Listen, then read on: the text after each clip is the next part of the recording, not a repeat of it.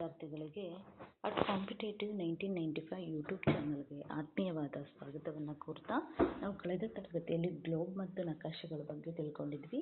ನಾವು ಇಂದಿನ ತರಗತಿಯಲ್ಲಿ ಭೂಸ್ವರೂಪಗಳ ಬಗ್ಗೆ ತಿಳ್ಕೊಳ್ಳೋಣ.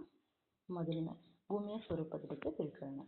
ಮೊದಲನೇ ಪ್ರಶ್ನೆ, ಭೂಮಿಯ ಮೇಲ್ಮೈಯು ಎಲ್ಲಿಯೂ ಏಕಪ್ರಕಾರವಾಗಿಲ್ಲ ಎಂಬುದಕ್ಕೆ ಕೆಳಗಿನ ಯಾವ ವಾಕ್ಯವು ಉತ್ತಮ ವಿವರಣೆಯನ್ನು ನೀಡುತ್ತದೆ?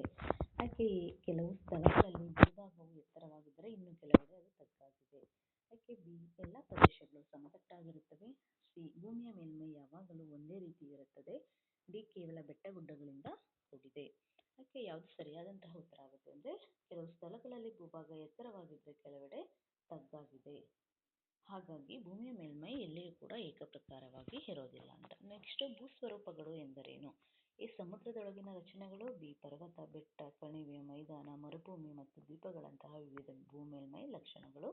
ಸಿ, ಕೇವಲ ಮೈದಾನ ಪ್ರದೇಶಗಳು. ಡಿ, ಮನುಷ್ಯ ನಿರ್ಮಿತ ರಚನೆಗಳು. ಭೂಸ್ವರೂಪಗಳು ಎಂದರೆ ಏನು ಅಂತ ಅನ್ನೋದನ್ನು ನೋಡೋದಾದ್ರೆ ಆಯ್ಕೆ ಬಿ, ಪರ್ವತ, ಬೆಟ್ಟ, ಕಣಿವೆ, ಮೈದಾನ, ಮರುಭೂಮಿ ಮತ್ತು ದ್ವೀಪಗಳಂತಹ ವಿವಿಧ ಭೂಮೇಲ್ಮೈ ಲಕ್ಷಣಗಳು ಆಗಿರುತ್ತೆ. ನಂತರ ಮೂರನೇ ಪ್ರಶ್ನೆ, ಯಾವುದೇ ಭೂಸ್ವರೂಪವು ಶಾಶ್ವತವಲ್ಲ, ಅವು ಬದಲಾಗುತ್ತಿರುತ್ತದೆ. ಇದಕ್ಕೆ ಕಾರಣವೇನು? ಆಯ್ಕೆ ಎ, ಮಾನವನ ಚಟುವಟಿಕೆಗಳು ಮಾತ್ರ. ಬಿ, ಭೂಮಿಯ ಮೇಲ್ಮೈಯು ಆಂತರಿಕ ಮತ್ತು ಬಾಹ್ಯ ಶಕ್ತಿಗಳ ಕಾರ್ಯಾಚರಣೆಯಿಂದ ಬದಲಾಗುತ್ತದೆ. ಸಿ, ವಾಯುಗುಣದ ಬದಲಾವಣೆಗಳು ಮಾತ್ರ. ಡಿ, ಸಮುದ್ರ ಮಟ್ಟದ ಏರಿಕೆ. ಇದರಲ್ಲಿ ಆನ್ಸರ್ ಏನಾಗುತ್ತೆ ಅಂದರೆ ಯಾವುದೇ ಭೂಸ್ವರೂಪ ಶಾಶ್ವತ ಅಲ್ಲ, ಬದಲಾಗ್ತಾ ಇರುತ್ತೆ. ಇದಕ್ಕೆ ಕಾರಣ ಎಂದರೆ ಭೂಮಿಯ ಮೇಲ್ಮೈಯು ಆಂತರಿಕ ಮತ್ತು ಬಾಹ್ಯ ಶಕ್ತಿಗಳ ಕಾರ್ಯಾಚರಣೆಯಿಂದ ಬದಲಾಗ್ತಾನೆ ಇರುತ್ತೆ. ಹಾಗಾಗಿ ಶಾಶ್ವತವಲ್ಲ, ಬದಲಾಗ್ತಾ ಇರುತ್ತೆ ಭೂಸ್ವರೂಪ ಅಂತ. ನಂತರ ನಾಲ್ಕನೇ ಪ್ರಶ್ನೆ, ಭೂಸ್ವರೂಪಗಳು ಮಾನವನ ಜೀವನ ಮತ್ತು ಚಟುವಟಿಕೆಗಳ ಮೇಲೆ ಹೇಗೆ ಪ್ರಭಾವ ಬೀರುತ್ತವೆ? ಆಯ್ಕೆ ಎ, ಅವು ಯಾವುದೇ ಪ್ರಭಾವ ಬೀರೋದಿಲ್ಲ. ಆಯ್ಕೆ ಬಿ, ಅವು ಸಕಾರಾತ್ಮಕ ಪ್ರಭಾವ ಮಾತ್ರ ಬೀರುತ್ತವೆ.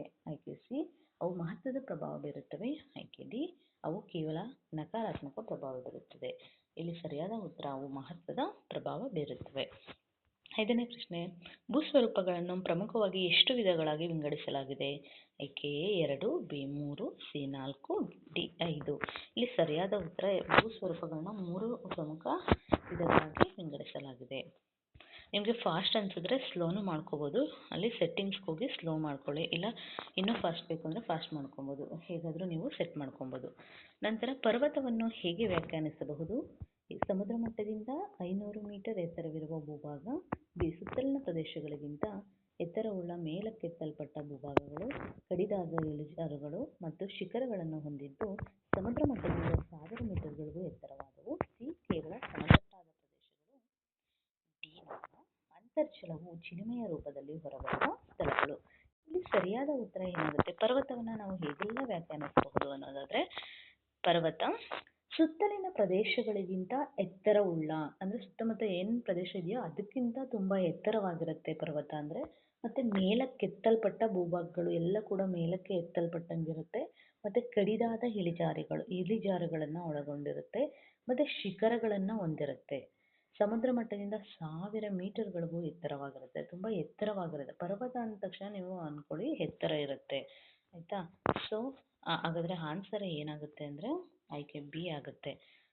ನಂತರ 7ನೇ ಪ್ರಶ್ನೆ, ಪರ್ವತದ ಅತ್ಯಂತ ಎತ್ತರವುಳ್ಳ ತುದಿಗೆ ಏನೆನ್ನುವರು? ಆಯ್ಕೆ ಎ, ಪ್ರಸ್ಥಭೂಮಿ. ಬಿ, ಕಣಿವೆ. ಸಿ, ಶಿಖರ. ಡಿ, ಬಯಲು. ಪರ್ವತದ ಅತ್ಯಂತ ಎತ್ತರವುಳ್ಳ ತುದಿಗೆ ಶಿಖರ ಎನ್ನುವರು. ನಂತರ 8ನೇ ಪ್ರಶ್ನೆ, ಬೆಟ್ಟಗಳು ಸಾಮಾನ್ಯವಾಗಿ ಎಷ್ಟು ಮೀಟರ್ ಎತ್ತರವನ್ನ ಹೊಂದಿರುತ್ತವೆ? ಆಯ್ಕೆ ಎ 100 ಮೀಟರ್. ಬಿ 600 ಮೀಟರ್, 8 ಇರೋದಿಲ್ಲ ಇಲ್ಲಿ. ಆಯ್ಕೆ ಸಿ 1200 ಮೀಟರ್. D 2000 metre. ಇಲ್ಲಿ ಎಷ್ಟು ಮೀಟರ್ ಇರುತ್ತೆ ಅಂದರೆ 600 ಮೀಟರ್ ಇರುತ್ತೆ ಬೆಟ್ಟ. ನಂತರ 9ನೇ ಪ್ರಶ್ನೆ, ಶಿಖರಗಳನ್ನುಳ್ಳ ಅಥವಾ ಇಲ್ಲದ ಪರ್ವತಗಳ ಸಾಲನ್ನು ಏನೆನ್ನುವರು? ಎ, ಪ್ರಸ್ಥಭೂಮಿ. ಬಿ, ಪರ್ವತ ಸರಣಿ. ಸಿ, ಮೈದಾನ. ಡಿ, ದ್ವೀಪ. ಶಿಖರಗಳನ್ನುಳ್ಳ ಅಥವಾ ಇಲ್ಲದ ಪರ್ವತಗಳ ಸಾಲನ್ನ ಏನಂತ ಕರೀತಾರೆ? ಪರ್ವತಗಳ ಸರಣಿ ಅಂತ ಕರೀತಾರೆ. ನಂತರ 10ನೇ ಪ್ರಶ್ನೆ, ಹಿಮಾಲಯ, ಆಲ್ಪ್ಸ್, ರಾಕಿ ಮತ್ತು ಆಂಡೀಸ್ ಇವು ಯಾವುದಕ್ಕೆ ಉದಾಹರಣೆಗಳಾಗಿವೆ? ಪ್ರಸ್ಥಭೂಮಿಗಳು. ಬಿ, ಮೈದಾನಗಳು. ಸಿ, ಪರ್ವತ ಸರಣಿಗಳು. ಡಿ, ಮರುಭೂಮಿಗಳು. ಹಿಮಾಲಯ, ಆಲ್ಪ್ಸ್, ರಾಕಿ, ಆಂಡೀಸ್ ಇವು ಪರ್ವತ ಸರಣಿಗಳಾಗಿರುತ್ತೆ. ನಂತರ 11ನೇ ಪ್ರಶ್ನೆ, ಪರ್ವತಗಳು ಸಾಮಾನ್ಯವಾಗಿ ಹೇಗೆ ನಿರ್ಮಾಣವಾಗುತ್ತವೆ? ಎ. ಕೇವಲ ವಾಯುಗುಣದ ಬದಲಾವಣೆಗಳಿಂದ, ಬಿ. ಶಿಲಾಸ್ತರಗಳ ಮಡಿಕೆ ಮತ್ತು ಜ್ವಾಲಾಮುಖಿಗಳಂತಹ ಆಂತರಿಕ ಶಕ್ತಿಗಳಿಂದ, ಸಿ. ನದಿಗಳ ಸವೆತದಿಂದ, ಡಿ. ಮಾನವ ಚಟುವಟಿಕೆಗಳಿಂದ. ಪರ್ವತಗಳು ಸಾಮಾನ್ಯವಾಗಿ ಹೇಗೆ ನಿರ್ಮಾಣ ಆಗುತ್ತೆ ಅಂದರೆ ಶಿಲಾಸ್ತರಗಳ ಮಡಿಕೆ ಮತ್ತು ಜ್ವಾಲಾಮುಖಿಗಳಂತಹ ಆಂತರಿಕ ಶಕ್ತಿಗಳಿಂದ ಪರ್ವತಗಳು ನಿರ್ಮಾಣ ಆಗುತ್ತೆ. ಶಿಲಾಸ್ತರಗಳ ಮಡಿಕೆ ಮತ್ತು ಜ್ವಾಲಾಮುಖಿಗಳಂತಹ ಆಂತರಿಕ ಶಕ್ತಿಗಳಿಂದ. ನಂತರ 12ನೇ ಪ್ರಶ್ನೆ, ಅಪ್ಪಲೇಶಿಯನ್ ಮತ್ತು ಅರಾವಳಿ ಪರ್ವತ ಸರಣಿಗಳು ಯಾವ ಕಾಲದ ಪರ್ವತಗಳಾಗಿವೆ? ಎ. ಇತ್ತೀಚಿನ ಪರ್ವತಗಳು, ಬಿ. ಪ್ರಾಚೀನ ಪರ್ವತಗಳು, ಸಿ. ಮಧ್ಯಕಾಲೀನ ಪರ್ವತಗಳು, ಡಿ. ಹೊಸದಾಗಿ ನಿರ್ಮಿಸಿದ ಪರ್ವತಗಳು. ಅಪ್ಪಲೇಶಿಯನ್ ಮತ್ತು ಅರಾವಳಿ ಪರ್ವತ ಸರಣಿಗಳು ಪ್ರಾಚೀನ ಪರ್ವತಗಳು ಆಗಿರುತ್ತೆ. ನಂತರ 13ನೇ ಪ್ರಶ್ನೆ, ನಿರ್ಮಾಣದ ಆಧಾರದ ಮೇಲೆ ಪರ್ವತಗಳನ್ನ ಎಷ್ಟು ವಿಧಗಳಾಗಿ ವಿಂಗಡಿಸಲಾಗಿದೆ? ನೋಡಿ, ನಿರ್ಮಾಣದ ಆಧಾರದ ಮೇಲೆ ಅಂತ ಕೇಳಿದ್ದಾರೆ. So A 2, B 3, C 4, D 5. ನಿರ್ಮಾಣದ ಆಧಾರದ ಮೇಲೆ ಪರ್ವತಗಳನ್ನ 3 ವಿಧಗಳಾಗಿ ವಿಂಗಡಿಸಲಾಗಿದೆ. ನಂತರ ಮುಂದಿನ ಪ್ರಶ್ನೆ, ಮಡಿಕೆ ಪರ್ವತಗಳು ಹೇಗೆ ನಿರ್ಮಾಣವಾಗುತ್ತವೆ? ಎ. ಜ್ವಾಲಾಮುಖಿ ಸ್ಫೋಟದಿಂದ, ಬಿ. 2 ಸಮಾನಾಂತರ ಶಿಲಾಸ್ತರ ಭಂಗಗಳ ನಡುವಣ ಭಾಗವು ಮೇಲಕ್ಕೆತ್ತಲ್ಪಡುವುದರಿಂದ, ಸಿ. ಶಿಲಾಸ್ತರಗಳು ಮುದುಡಿಕೊಳ್ಳುವುದರಿಂದ, ಡಿ. ನದಿಗಳ ಸಂಚಯನದಿಂದ. ಮಡಿಕೆ ಪರ್ವತಗಳು ಹೇಗೆ ನಿರ್ಮಾಣ ಆಗುತ್ತೆ ಅಂದರೆ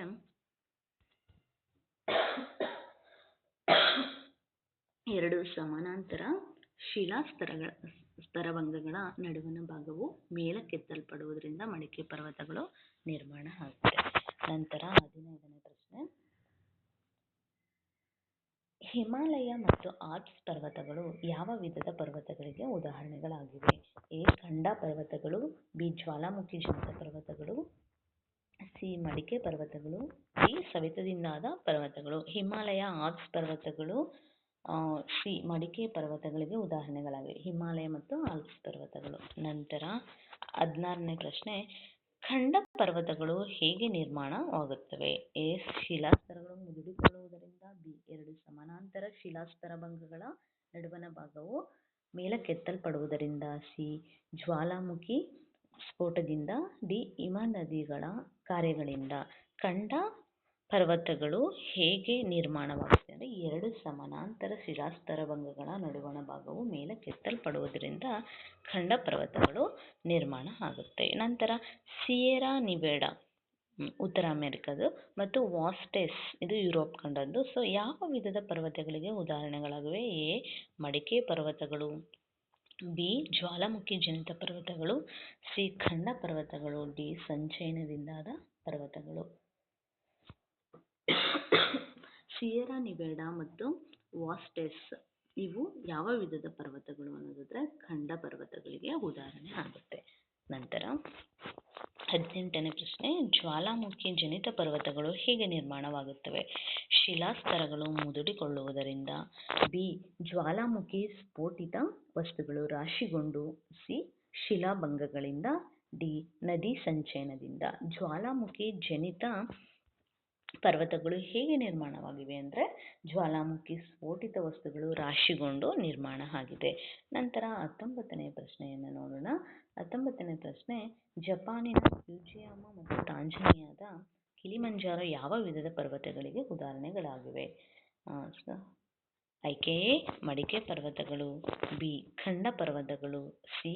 ಜ್ವಾಲಾಮುಖಿ ಜನಿತ ಪರ್ವತಗಳು, ಡಿ. ಸವೆತದಿಂದಾದ ಪರ್ವತಗಳು. ಜಪಾನಿನ ಫ್ಯೂಜಿಯಾಮ ಮತ್ತು ತಾಂಜಾನಿಯಾದ ಕಿಲಿಮಂಜಾರೋ ಇದು ಜ್ವಾಲಾಮುಖಿ ಜನಿತ ಪರ್ವತಗಳಿಗೆ ಉದಾಹರಣೆ ಆಗಿದೆ. ನಂತರ 20ನೇ ಪ್ರಶ್ನೆ, ಪರ್ವತಗಳ ಪ್ರಾಮುಖ್ಯತೆಗಳಲ್ಲಿ ಯಾವುದು ಸೇರಿಲ್ಲ?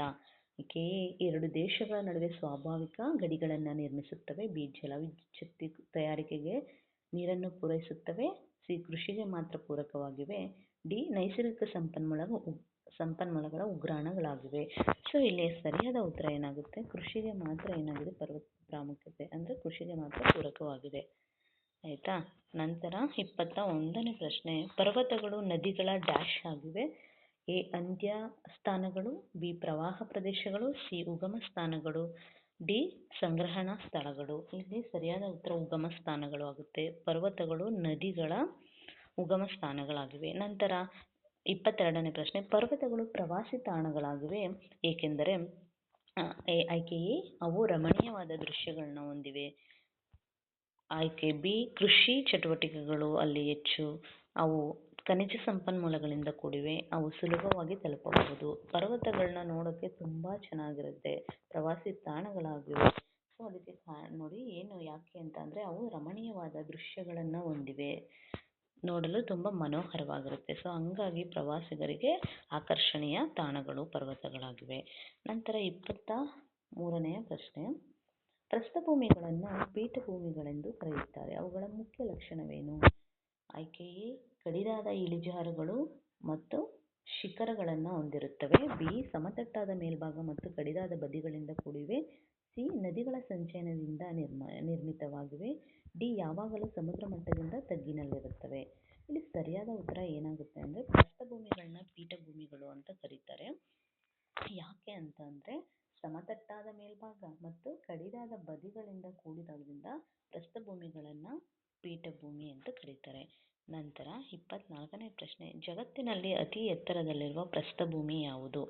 ಆಯ್ಕೆ ಎ ದಕ್ಕನ್ ಪ್ರಸ್ಥಭೂಮಿ ಭಾರತದ್ದು, ಬಿ ಟಿಬೆಟ್ ಪ್ರಸ್ಥಭೂಮಿ, ಸಿ ಕೊಲೊರಾಡೋ ಪ್ರಸ್ಥಭೂಮಿ, ಡಿ ಪಟಗೋನಿಯಾ ಪ್ರಸ್ಥಭೂಮಿ. ಜಗತ್ತಿನಲ್ಲಿ ಅತಿ ಎತ್ತರವಾಗಿರುವ ಪ್ರಸ್ಥಭೂಮಿ ಯಾವುದು ಅನ್ನೋದನ್ನು ನೋಡೋದಾದ್ರೆ ಆಯ್ಕೆ ಬಿ ಟಿಬೆಟ್ ಪ್ರಸ್ಥಭೂಮಿ. ಜಗತ್ತಿನ ಅತಿ ಎತ್ತರದ ಪ್ರಸ್ಥಭೂಮಿ ಟಿಬೆಟ್ ಪ್ರಸ್ಥಭೂಮಿ. ನಂತರ 25ನೇ ಪ್ರಶ್ನೆ, ಪ್ರಸ್ಥಭೂಮಿಗಳನ್ನ ಎಷ್ಟು ಪ್ರಕಾರಗಳಾಗಿ ವಿಂಗಡಿಸಲಾಗಿದೆ?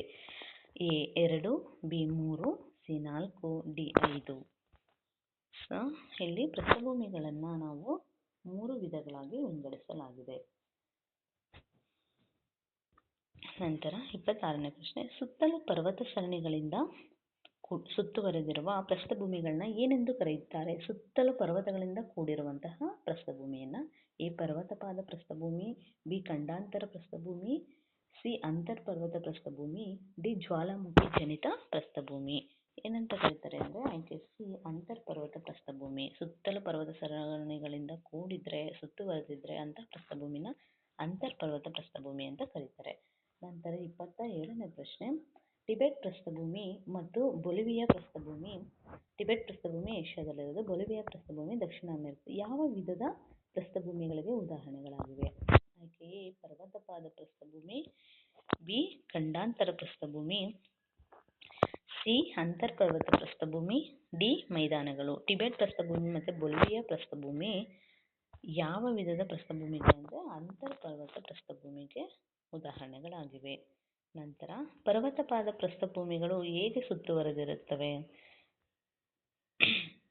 ಸುತ್ತಲೂ ಮೈದಾನಗಳಿಂದ, ಬಿ ಒಂದು ಕಡೆ ಪರ್ವತಗಳಿಂದಲೂ ಮತ್ತು ಇನ್ನೊಂದು ಕಡೆ ಮೈದಾನ ಅಥವಾ ಸಾಗರಗಳಿಂದಲೂ, ಸಿ ಸಂಪೂರ್ಣವಾಗಿ ನೀರಿನಿಂದ, ಡಿ ಕೇವಲ ಮರುಭೂಮಿಗಳಿಂದ. ಪರ್ವತಪಾದ ಪ್ರಸ್ಥಭೂಮಿಗಳು ಹೇಗೆ ಸುತ್ತುವರೆದಿರುತ್ತವೆ ಅಂದರೆ ಆಯ್ಕೆ ಬಿ ಆಗುತ್ತೆ. ಒಂದು ಕಡೆ ಪರ್ವತಗಳಿಂದ ಕೂಡಿರುತ್ತೆ, ಇನ್ನೊಂದು ಕಡೆ ಮೈದಾನ ಅಥವಾ ಸಾಗರಗಳಿಂದ ಕೂಡಿರುತ್ತೆ. ನಂತರ 29ನೇ ಪ್ರಶ್ನೆ, ಪಟಗೋನಿಯಾ ಪ್ರಸ್ಥಭೂಮಿ ದಕ್ಷಿಣ ಅಮೆರಿಕದಲ್ಲಿದೆ. ಇದು ಯಾವ ವಿಧದ ಪ್ರಸ್ಥಭೂಮಿಗೆ ಉದಾಹರಣೆಯಾಗಿದೆ? ಎ ಅಂತರ್ಪರ್ವತ ಪ್ರಸ್ಥಭೂಮಿ, ಬಿ ಖಂಡಾಂತರ ಪ್ರಸ್ಥಭೂಮಿ, ಸಿ ಪರ್ವತಪಾದ ಪ್ರಸ್ಥಭೂಮಿ, ಡಿ ಜ್ವಾಲಾಮುಖಿ ಜನಿತ ಪ್ರಸ್ಥಭೂಮಿ. ಪಟಗೋನಿಯಾ ಪ್ರಸ್ಥಭೂಮಿ ಆಯ್ಕೆ ಸಿ ಪರ್ವತಪಾದ ಪ್ರಸ್ಥಭೂಮಿಗೆ ಒಂದು ಉದಾಹರಣೆ ಆಗಿರುತ್ತೆ ಪಟಗೋನಿಯಾ ಪ್ರಸ್ಥಭೂಮಿ. ನಂತರ 30ನೇ ಪ್ರಶ್ನೆ, ಖಂಡಾಂತರ ಪ್ರಸ್ಥಭೂಮಿಗಳು ಹೇಗೆ ನಿರ್ಮಾಣವಾಗುತ್ತವೆ? ಆಯ್ಕೆ ಎ ನದಿಗಳ ಸವೆತದಿಂದ, ಬಿ ಖಂಡಾಂತರ ಭಾಗ ಮೇಲಕ್ಕೆತ್ತುವಿಕೆ ಅಥವಾ ಶಿಲಾಪಾಕದ ಹರಡುವಿಕೆಯಿಂದ, ಸಿ ಮಡಿಕೆಗಳಿಂದ, ಡಿ ವಾಯುಗುಣದ ಬದಲಾವಣೆಗಳಿಂದ.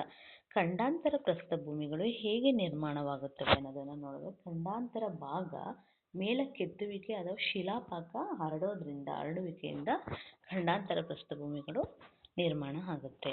ನಂತರ 31ನೇ ಪ್ರಶ್ನೆ, ವಾಯುವ್ಯ ದಕ್ಕನ್ ಪ್ರಸ್ಥಭೂಮಿ ಅಂದರೆ ಭಾರತದಲ್ಲಿರೋದು, ಇದು ಯಾವ ವಿಧದ ಪ್ರಸ್ಥಭೂಮಿಗೆ ಉದಾಹರಣೆಯಾಗಿದೆ? ಎ ಅಂತರ್ಪರ್ವತ ಪ್ರಸ್ಥಭೂಮಿ, ಬಿ ಪರ್ವತಪಾದ ಪ್ರಸ್ಥಭೂಮಿ, ಸಿ ಖಂಡಾಂತರ ಪ್ರಸ್ಥಭೂಮಿಗಳು, ಡಿ ಮೈದಾನಗಳು. ವಾಯುವ್ಯ ದಕ್ಕನ್ ಪ್ರಸ್ಥಭೂಮಿ ಖಂಡಾಂತರ ಪ್ರಸ್ಥಭೂಮಿಗೆ ಉದಾಹರಣೆಯಾಗಿದೆ. ನಂತರ 32ನೇ ಪ್ರಶ್ನೆ, ಪ್ರಸ್ಥಭೂಮಿಗಳ ಪ್ರಾಮುಖ್ಯತೆಗಳಲ್ಲಿ ಯಾವುದು ಸೇರಿಲ್ಲ? ಎ. ಖನಿಜ ಸಂಪತ್ತಿನ ಉಗ್ರಾಣವಾಗಿದೆ. ಬಿ. ಜಲವಿದ್ಯುತ್ ಶಕ್ತಿ ಉತ್ಪಾದನೆಗೆ ಉಪಯುಕ್ತವಾಗಿದೆ. ಸಿ. ಸಂಪೂರ್ಣವಾಗಿ ಬರಡು ಭೂಮಿ. ಡಿ. ಫಲವತ್ತಾದ ಮಣ್ಣು ಹೊಂದಿದ್ದು ಕೃಷಿಗೆ ಪೂರಕವಾಗಿದೆ. ಇದರಲ್ಲಿ ನೋಡಿ ಯಾವುದು ಸೇರಿಲ್ಲ ಅಂತ ಕೇಳಿರೋದಿಲ್ಲಿ. ಯಾವ್ದು ಸೇರಿಲ್ಲ ಅಂದರೆ ಸಂಪೂರ್ಣವಾಗಿ ಬರಡು ಭೂಮಿ, ಇದು ಸೇರಿಲ್ಲ. ಬಟ್ ಸೇರಿರೋದನ್ನ ನೋಡ್ಕೊಳ್ಳಿ ನೀವು. ಖನಿಜ ಸಂಪತ್ತಿನ ಉಗ್ರಾಣಗಳಾಗಿವೆ. ಜಲವಿದ್ಯುತ್ ಶಕ್ತಿ ಉತ್ಪಾದನೆಗೆ ಉಪಯುಕ್ತವಾಗಿದೆ ಪ್ರಸ್ಥಭೂಮಿ. ಫಲವತ್ತಾದ ಮಣ್ಣು ಹೊಂದಿದ್ದು ಇದು ಕೃಷಿಗೆ ಪೂರಕವಾಗಿದೆ, ಕೃಷಿ ಮಾಡಲು ಯೋಗ್ಯವಾಗಿದೆ. ಸೊ ಇಲ್ಲಿ ಬರಡು ಭೂಮಿ ಅನ್ನೋದನ್ನ ನೀವೇನು ತಗೋಬೇಕು, ಇದು ಸೇರಿಲ್ಲ ಅಷ್ಟೇ. ಬಟ್ ಸೇರಿರೋದನ್ನ ನೋಡ್ಕೋಬೇಕು ನೀವು. ಖನಿಜ ಸಂಪತ್ತಿನ ಉಗ್ರಾಣ, ಜಲವಿದ್ಯುತ್ ಶಕ್ತಿ ಉತ್ಪಾದನೆಗೆ ಉಪಯುಕ್ತ, ಫಲವತ್ತಾದ ಮಣ್ಣು ಹೊಂದಿದ್ದು ಕೃಷಿಗೆ ಪೂರಕವಾಗಿದೆ. ನಂತರ 33ನೇ ಪ್ರಶ್ನೆ, ಮೈದಾನವನ್ನು ಹೇಗೆ ವ್ಯಾಖ್ಯಾನಿಸಬಹುದು? ಎ. ಕಡಿದಾದ ಇಳಿಜಾರುಗಳುಳ್ಳ ಭೂಭಾಗಗಳು. ಬಿ. ವಿಶಾಲವಾದ ಸಮತಟ್ಟಾದ ಅಥವಾ ಸ್ವಲ್ಪವೇ ಏರಿಳಿತಗಳುಳ್ಳ ತಗ್ಗಾದ ಭೂಭಾಗಗಳು. ಸಿ. ಸಮುದ್ರ ಮಟ್ಟದಿಂದ 1000 ಮೀಟರ್ಗಳಿಗೂ ಎತ್ತರವಾದ ಪ್ರದೇಶಗಳು. ಡಿ. ಅತಿ ಕಡಿಮೆ ಮಳೆ ಬೀಳುವ ಪ್ರದೇಶಗಳು. ಇಲ್ಲಿ ನೋಡಿ, ಮೈದಾನವನ್ನು ನಾವು ಹೇಗೆಲ್ಲ ವ್ಯಾಖ್ಯಾನಿಸಬಹುದು ಅನ್ನೋದನ್ನು ನೋಡೋದಾದ್ರೆ, ವಿಶಾಲವಾದ ಸಮತಟ್ಟಾದ ಸ್ವಲ್ಪವೇ ಏರಿಳಿತಗಳುಳ್ಳ ತಗ್ಗಾದ ಭೂಭಾಗಗಳು. ವಿಶಾಲವಾಗಿರುತ್ತವೆ ಮತ್ತು ಸಮತಟ್ಟಾಗಿರುತ್ತವೆ, ಸ್ವಲ್ಪ ಏರಿಳಿತಗಳನ್ನ ಇರುವಂತಹ ತಗ್ಗಾದ ಭೂಭಾಗಗಳನ್ನ ಮೈದಾನ ಅಂತ ನಾವು ವಿವರಿಸ್ತೀವಿ. ನಂತರ 34ನೇ ಪ್ರಶ್ನೆ, ಬಹಳಷ್ಟು ಮೈದಾನಗಳು ಹೇಗೆ ನಿರ್ಮಾಣವಾಗಿವೆ? ಎ. ಜ್ವಾಲಾಮುಖಿ ಸ್ಫೋಟದಿಂದ. ಬಿ. ನದಿಗಳು ಸವೆಸಿ ಸಾಗಿಸಿ ತಂದ ರೇವೆ, ಮಡ್ಡಿ ಮತ್ತು ಮರಳಿನಂತಹ ವಸ್ತುಗಳ ಸಂಚಯನದಿಂದ. ಸಿ. ಮಡಿಕೆಗಳಿಂದ. ಡಿ. ಕೇವಲ ಮಾರುತಗಳಿಂದ. ಬಹಳಷ್ಟು ಮೈದಾನಗಳು ಹೇಗೆ ನಿರ್ಮಾಣವಾಗಿವೆ ಅಂದರೆ, ನದಿಗಳು ಸವೆಸಿ ಸಾಗಿಸಿ ತಂದ ರೇವೆ, ಮಡ್ಡಿ ಮತ್ತು ಮರಳಿನಂತಹ ವಸ್ತುಗಳ ಸಂಚಯನದಿಂದ ಬಹಳಷ್ಟು ಮೈದಾನಗಳು ನಿರ್ಮಾಣಗೊಂಡಿದೆ. ನಂತರ 35ನೇ ಪ್ರಶ್ನೆ, ಮೈದಾನಗಳನ್ನು ಎಷ್ಟು ವಿಧಗಳಾಗಿ ವಿಂಗಡಿಸಬಹುದು? ಆಯ್ಕೆ 2, ಬಿ 3, ಸಿ 4, ಡಿ 5. ಸರಿಯಾದ ಉತ್ತರ ಏನಾಗುತ್ತೆ ಅಂದರೆ ಇಲ್ಲಿ ಆಯ್ಕೆ ಬಿ 3 ಮೈದಾನಗಳನ್ನ ನಾವು ವಿಂಗಡಿಸಬಹುದಾಗಿರುತ್ತೆ. ನಂತರ ರಚನಾ ಮೈದಾನಗಳು ಹೇಗೆ ನಿರ್ಮಾಣವಾಗುತ್ತವೆ? ಆಯ್ಕೆ ನದಿ, ಹಿಮನದಿ, ಮಾರುತ ಮೊದಲಾದ ನೈಸರ್ಗಿಕ ಕರ್ತೃಗಳು ಹೊತ್ತು ತಂದ ಮೆಕ್ಕಲು ಮಡ್ಡಿಗಳ ಸಂಚಯನದಿಂದ. ಬಿ. ಪರ್ವತ ಮತ್ತು ಪ್ರಸ್ಥಭೂಮಿಗಳು ಸವೆತಕ್ಕೊಳಗಾಗಿ. ಸಿ. ಸಮುದ್ರದ ತಳಭಾಗವು ಮೇಲಕ್ಕೆತ್ತಲ್ಪಡುವುದರಿಂದಲೇ ಅಥವಾ ಯಾವುದಾದರೊಂದು ಭಾಗವು ತಗ್ಗಾಗುವುದರಿಂದಲೂ. So D. ಜ್ವಾಲಾಮುಖಿ ಸ್ಫೋಟದಿಂದ. ಇಲ್ಲಿ ಸರಿಯಾದ ಉತ್ತರ ಏನಾಗುತ್ತೆ ಅಂದರೆ, ರಚನಾ ಮೈದಾನಗಳು ಹೇಗೆ ನಿರ್ಮಾಣವಾಗುತ್ತವೆ ಅಂದರೆ, ಸಮುದ್ರದ ತಳಭಾಗವು ಮೇಲಕ್ಕೆತ್ತಲ್ಪಡುವುದರಿಂದ ಅಥವಾ ಯಾವುದಾದರೊಂದು ಭಾಗ ಏನಾಗಿರುತ್ತೆ ತಗ್ಗಾಗುವುದರಿಂದಲೂ ರಚನಾ ಮೈದಾನಗಳು ಏನಾಗಿವೆ ನಿರ್ಮಾಣಗೊಂಡಿವೆ. ಇಲ್ಲಿ ಸರಿಯಾದ ಉತ್ತರ ಏನಾಗುತ್ತೆ, ಸಮುದ್ರದ ತಳಭಾಗವು ಮೇಲಕ್ಕೆತ್ತಲ್ಪಡುವುದರಿಂದ ಯಾವುದಾದರೂ ಭಾಗವು ತಗ್ಗಾಗುವುದರಿಂದ. ನಂತರ 37ನೇ ಪ್ರಶ್ನೆ, ಅಮೆರಿಕ ಸಂಯುಕ್ತ ಸಂಸ್ಥಾನ USA ಆಗೋಯದ ಮೈದಾನ ಯಾವ ವಿಧದ ಮೈದಾನಕ್ಕೆ ಉದಾಹರಣೆಯಾಗಿದೆ? ಆಯ್ಕೆ ಸಂಚಯನದಿಂದಾದ ಮೈದಾನ. ಬಿ. ಸವೆತದಿಂದಾದ ಮೈದಾನ. ಸಿ. ರಚನಾ ಮೈದಾನ. ಡಿ. ಪ್ರಸ್ಥಭೂಮಿ. ಅಮೆರಿಕ ಸಂಯುಕ್ತ ಸಂಸ್ಥಾನದ ರಚನಾ ಮೈದಾನಕ್ಕೆ ಉದಾಹರಣೆಯಾಗಿದೆ. ನಂತರ 38ನೇ ಪ್ರಶ್ನೆ, ಸವೆತದಿಂದಾದ ಮೈದಾನಗಳು ಹೇಗೆ ನಿರ್ಮಾಣವಾಗುತ್ತವೆ? ಎ. ನದಿ, ಹಿಮನದಿ, ಮಾರುತ ಮೊದಲಾದ ನೈಸರ್ಗಿಕ ಕರ್ತೃಗಳು ಹೊತ್ತು ತಂದ ಮೆಕ್ಕಲು ಮಡ್ಡಿಗಳ ಸಂಚಯನದಿಂದ. ಬಿ. ಪರ್ವತ ಮತ್ತು ಪ್ರಸ್ಥಭೂಮಿಗಳ ಸವೆತಕ್ಕೊಳಗಾಗಿ ತಗ್ಗು ಮೈದಾನಗಳಾಗುವುದರಿಂದ. ಸಿ. ಸಮುದ್ರದ ತಳಭಾಗವು ಮೇಲಕ್ಕೆತ್ತಲ್ಪಡುವುದರಿಂದ. ಡಿ. ಜ್ವಾಲಾಮುಖಿ ವಸ್ತುಗಳ ರಾಶಿಯಿಂದ. ಸವೆತದಿಂದಾದ ಮೈದಾನಗಳು ಹೇಗೆ ನಿರ್ಮಾಣ ಆಗುತ್ತೆ ಅಂದರೆ, ಪರ್ವತ ಮತ್ತು ಪ್ರಸ್ಥಭೂಮಿಗಳು ಸವೆತಕ್ಕೊಳಗಾಗಿ ತಗ್ಗು ಮೈದಾನಗಳಾಗುವುದರಿಂದ ಇದಾಗುತ್ತೆ ಅಂತ. ನಂತರ 39ನೇ ಪ್ರಶ್ನೆ, ಸೈಬೀರಿಯಾದ ಪಶ್ಚಿಮ ಭಾಗವು ಯಾವ ವಿಧದ ಮೈದಾನಕ್ಕೆ ಉದಾಹರಣೆಯಾಗಿದೆ? ಎ. ರಚನಾ ಮೈದಾನ. ಬಿ. ಸಂಚಯನದಿಂದಾದ ಮೈದಾನ. ಸಿ. ಸವೆತದಿಂದಾದ ಮೈದಾನಗಳು. ಡಿ. ಪ್ರಸ್ಥಭೂಮಿಗಳು. ಸೈಬೀರಿಯಾದ ಪಶ್ಚಿಮ ಭಾಗವು ಸವೆತದಿಂದಾದ ಮೈದಾನಕ್ಕೆ ಉದಾಹರಣೆಯಾಗಿದೆ. ನಂತರ 40ನೇ ಪ್ರಶ್ನೆ, ಸಂಚಯನದಿಂದಾದ ಮೈದಾನಗಳು ಹೇಗೆ ನಿರ್ಮಾಣವಾಗುತ್ತವೆ? ಎ. ಸಮುದ್ರದ ತಳಭಾಗವು ಮೇಲಕ್ಕೆತ್ತಲ್ಪಡುವುದರಿಂದ. ಬಿ. ಪರ್ವತ ಮತ್ತು ಪ್ರಸ್ಥಭೂಮಿಗಳು ಸವೆತಕ್ಕೊಳಗಾಗಿ ಸಿ. ನದಿ, ಹಿಮನದಿ, ಮಾರುತ ಮೊದಲಾದ ನೈಸರ್ಗಿಕ ಋತುಗಳು ಒತ್ತು ತಂದ ಮೆಕ್ಕಲು ಮಡ್ಡಿಗಳ ಸಂಚಯನದಿಂದ. ಡಿ. ಜ್ವಾಲಾಮುಖಿ ಸ್ಫೋಟದಿಂದ. ಇಲ್ಲಿ ಸರಿಯಾದ ಉತ್ತರ ಏನಾಗುತ್ತೆ ಅಂದರೆ ಸಂಚಯನದಿಂದಾದ ಮೈದಾನಗಳು ನದಿ, ಹಿಮನದಿ, ಮಾರುತ ಮೊದಲಾದ ನೈಸರ್ಗಿಕ ಋತುಗಳು ಒತ್ತು ತಂದ ಮೆಕ್ಕಲು ಮಡ್ಡಿಗಳ ಸಂಚಯನದಿಂದ ನಿರ್ಮಾಣ ಆಗಿರುತ್ತೆ. ನಂತರ 41ನೇ ಪ್ರಶ್ನೆ, ಸಿಂಧೂ ಗಂಗಾ ನದಿ ಬಯಲು ಯಾವ ವಿಧದ ಮೈದಾನಕ್ಕೆ ಉದಾಹರಣೆಯಾಗಿದೆ? ಎ. ರಚನಾ ಮೈದಾನ, ಬಿ. ಸವೆತದಿಂದಾದ ಮೈದಾನ, ಸಿ. ಸಂಚಯನದಿಂದಾದ ಮೈದಾನಗಳು, ಡಿ. ಪ್ರಸ್ಥಭೂಮಿಗಳು. ಸೊ ಇಲ್ಲಿ ಸರಿಯಾದ ಉತ್ತರ ಏನಾಗುತ್ತೆ ಅಂದರೆ ಸಂಚಯನದಿಂದಾದ ಮೈದಾನಗಳು ಸರಿಯಾದಂತಹ ಉತ್ತರ ಆಗುತ್ತೆ. ನಂತರ 42ನೇ ಪ್ರಶ್ನೆ, ಮೈದಾನಗಳ ಪ್ರಾಮುಖ್ಯತೆಗಳಲ್ಲಿ ಯಾವುದು ತಪ್ಪಾಗಿದೆ? ಎ. ಫಲವತ್ತಾದ ಮಣ್ಣು ಮತ್ತು ಸಮತಟ್ಟಾದ ಭೂಮಿಯನ್ನು ಹೊಂದಿವೆ, ಬಿ. ಕೃಷಿ ಮತ್ತು ಕೈಗಾರಿಕೆಗಳ ಅಭಿವೃದ್ಧಿಗೆ ಉಪಯುಕ್ತವಾಗಿವೆ, ಸಿ. ಸಾರಿಗೆ ಸಂಪರ್ಕದ ಬೆಳವಣಿಗೆಗೆ ಪ್ರೋತ್ಸಾಹದಾಯಕವಾಗಿವೆ, ಡಿ. ಯಾವುದೇ ನಾಗರಿಕತೆಗೆ ಸೂಕ್ತವಾಗಿಲ್ಲ. ಇಲ್ಲಿ ಸರಿಯಾದ ಉತ್ತರ ಏನಾಗಿದೆ? ಮೈದಾನಗಳ ಪ್ರಾಮುಖ್ಯತೆಗಳಲ್ಲಿ ಯಾವುದು ತಪ್ಪಾಗಿದೆ ಅಂದರೆ ಯಾವುದೇ ನಾಗರಿಕತೆಗೆ ಸೂಕ್ತವಾಗಿ ಇಲ್ಲ ಅಂತ ಅನ್ನೋದು. ಹಾಗಾದರೆ ಯಾವುದನ್ನ ನೆನಪಲ್ಲಿಟ್ಕೋಬೇಕು? ಫಲವತ್ತಾದ ಮಣ್ಣು ಮತ್ತು ಸಮತಟ್ಟಾದ ಭೂಮಿಯನ್ನು ಹೊಂದಿವೆ, ಕೃಷಿ ಕೈಗಾರಿಕೆಗಳ ಅಭಿವೃದ್ಧಿಗೆ ಉಪಯುಕ್ತವಾಗಿವೆ, ಸಾರಿಗೆ ಸಂಪರ್ಕದ ಬೆಳವಣಿಗೆಗೆ ಪ್ರೋತ್ಸಾಹದಾಯಕವಾಗಿದೆ ಅನ್ನೋದನ್ನು ನೆನಪಲ್ಲಿಟ್ಕೊಳ್ಳಿ. ಸರಿ ಅಂದರೆ ಇಲ್ಲಿ ಸೂಕ್ತವಾಗಿರದೇ ಇರೋದು ಡಿ ಆಗುತ್ತೆ. ನಂತರ 43ನೆಯ ಪ್ರಶ್ನೆ ಏನಾಗುತ್ತೆ ಅನ್ನೋದನ್ನು ನೋಡೋಣ. 43ನೇ ಪ್ರಶ್ನೆ, ಮರುಭೂಮಿಗಳು ಹೇಗೆ ನಿರ್ಮಾಣವಾಗಿವೆ? ಎ. ಕೇವಲ ನದಿಗಳ ಸಂಚಯನದಿಂದ, ಬಿ. ವಾಯುಗುಣದ ಪರಿಣಾಮದಿಂದಾಗಿ, ಸಿ. ಜ್ವಾಲಾಮುಖಿ ಸ್ಫೋಟದಿಂದ, ಡಿ. ಮಡಿಕೆಗಳಿಂದ. ಇಲ್ಲಿ ಸರಿಯಾದ ಉತ್ತರ ಏನಾಗುತ್ತೆ? ವಾಯುಗುಣದ ಪರಿಣಾಮದಿಂದಾಗಿ ಮರುಭೂಮಿಗಳು ನಿರ್ಮಾಣವಾಗಿದ್ದಾವೆ. ನಂತರ 44ನೇ ಪ್ರಶ್ನೆ, ಮರುಭೂಮಿಗಳ ಮುಖ್ಯ ವಾಯುಗುಣದ ಲಕ್ಷಣವೇನು? ಎ. ಹಗಲಿನ ವೇಳೆಯಲ್ಲಿ ಶೀತ ಮತ್ತು ರಾತ್ರಿ ವೇಳೆಯಲ್ಲಿ ಶಾಖ, ಬಿ. ಹಗಲಿನ ವೇಳೆಯಲ್ಲಿ ಅತಿ ಶಾಖದಿಂದಲೂ ಮತ್ತು ರಾತ್ರಿ ವೇಳೆಯಲ್ಲಿ ಶೀತವಾಗಿರುತ್ತವೆ, ಸಿ. ಎಲ್ಲ ಸಮಯದಲ್ಲೂ ಸಮಶೀತೋಷ್ಣ, ಡಿ. ಅತಿ ಹೆಚ್ಚು ಮಳೆ ಪಡೆಯುತ್ತವೆ. ಸೊ ಇದರಲ್ಲಿ ಆನ್ಸರ್ ಏನಾಗುತ್ತೆ ಅಂದರೆ ಹಗಲಿನ ವೇಳೆಯಲ್ಲಿ ಅತಿ ಶಾಖದಿಂದಲೂ ಮತ್ತು ರಾತ್ರಿ ವೇಳೆಯಲ್ಲಿ ಶೀತವಾಗಿರುತ್ತೆ, ಬಿ ಆನ್ಸರ್ ಆಗುತ್ತೆ. ನಂತರ 45ನೇ ಪ್ರಶ್ನೆ, ಭೂ ಮೇಲ್ಮೈಯ ಎಷ್ಟು ಭಾಗವು ಮರುಭೂಮಿಗಳಿಂದ ಆವೃತವಾಗಿದೆ? ಎ. ಕಾಲು ಭಾಗ, ಬಿ. ಅರ್ಧ ಭಾಗ, ಸಿ. 1/5 ಭಾಗ, ಡಿ. 1/10 ಭಾಗ. ಇಲ್ಲಿ ಸರಿಯಾದ ಉತ್ತರ ಏನಾಗುತ್ತೆ ಅಂದರೆ 1/5 ಭಾಗ ಆಗುತ್ತೆ. ನಂತರ 46ನೇ ಪ್ರಶ್ನೆ, ಅಂಟಾರ್ಕ್ಟಿಕ್ ಮತ್ತು ಯುರೋಪ್ಗಳನ್ನ ಹೊರತುಪಡಿಸಿ ಉಳಿದೆಲ್ಲ ಖಂಡಗಳಲ್ಲಿ ಯಾವುದು ಕಂಡುಬರುತ್ತದೆ? ಎ. ಅರಣ್ಯಗಳು, ಬಿ. ಹಿಮನದಿಗಳು, ಸಿ. ಮರುಭೂಮಿಗಳು, ಡಿ. ಸಮುದ್ರಗಳು. ಇಲ್ಲಿ ಸರಿಯಾದ ಉತ್ತರ ಏನಾಗುತ್ತೆ ಅಂದರೆ ಮರುಭೂಮಿಗಳು. ಸೊ ಇಂದಿನ ತರಗತಿಯಲ್ಲಿ ನಾವು